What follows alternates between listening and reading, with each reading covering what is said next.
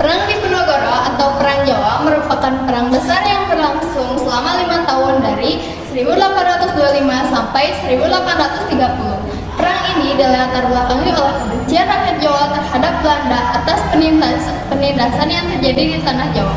Sesuai dengan namanya, perang ini dipimpin oleh Pangeran Diponegoro yang merupakan pangeran dari Kesultanan Yogyakarta.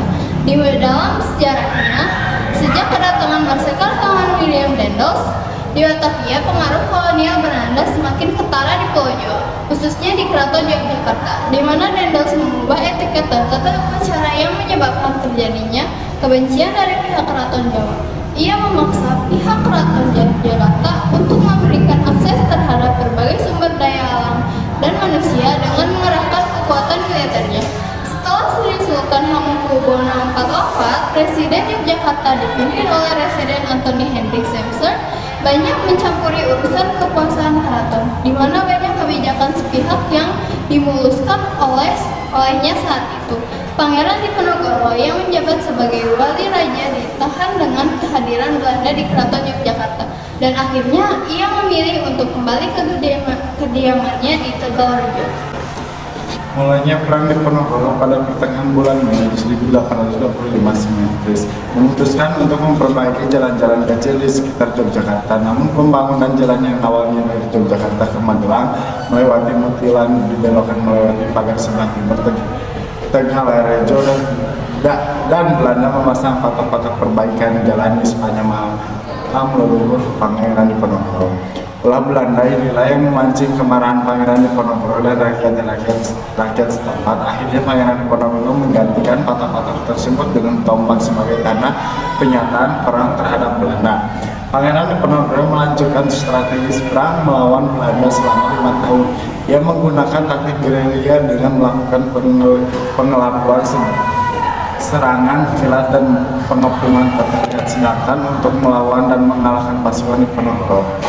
Belanda yang dipimpin oleh Jenderal Hendrik dapat menerapkan strategi benteng stelsel, yaitu dengan mendirikan benteng di setiap daerah yang dikuasai dan dihubungkan dengan jalan agar komunikasi tetap menggerakkannya pasukan bergerak lancar, dan akhirnya strategi benteng stelsel ini berhasil memecahkan pasukan lawan sehingga lebih mudah untuk dikalahkan. Di mana pada tahun 1829 Kai Mojo sebagai pemimpin spiritual pemberontakan ditangkap menyusui. Kemudian Pangeran Mangkabumi dan panglima utamanya yaitu Wali Basa Sentot Prawirodirjo menyerah kepada Belanda. Akhirnya pada 28 Maret 1830 Jenderal de Kock berhasil menjepit pasukan Diponegoro di Magelang. Di sana Pangeran Diponegoro menyatakan bersedia menyerahkan diri dengan syarat sisa anggota laskar dilepaskan. Oleh karena itu Pangeran Diponegoro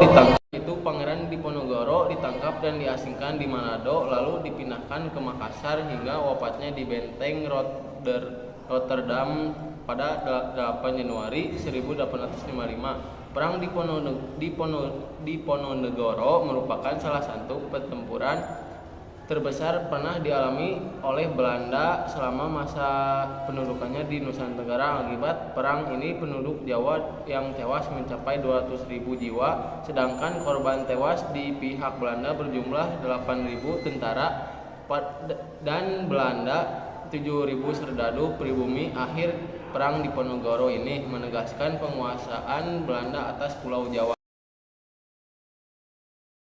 Antasari lahir di Kutai pada tahun 1809.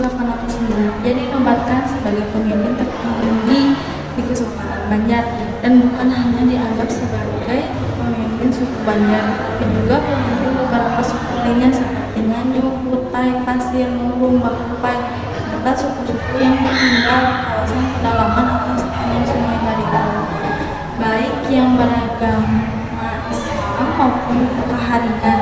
Sebagai seorang pangeran, ia merasa prihatin melihat kondisi Kesultanan Banjar yang ricuh dan pengaruh Belanda. Gerakan-gerakan rakyat mulai timbul di pedalaman Banjar dan Pangeran Antasari diutus untuk menyelidiki gerakan-gerakan tersebut. Tugas ini membuka kesempatan baginya untuk berhubungan dengan para pemimpin gerakan rakyat yang siap memberontak. Ia berhasil mendapatkan kepercayaan rakyat sebagai pemimpin perlawanan dan mempersatukan gerakan rakyat menjadi satu kuat melawan Sultan Tamjidillah dan Belanda. Perannya semakin meluas hingga di kalangan alim ulama Banjar dan ia berhasil mengumpulkan sekitar 6.000 orang pada tanggal 25 April 1859.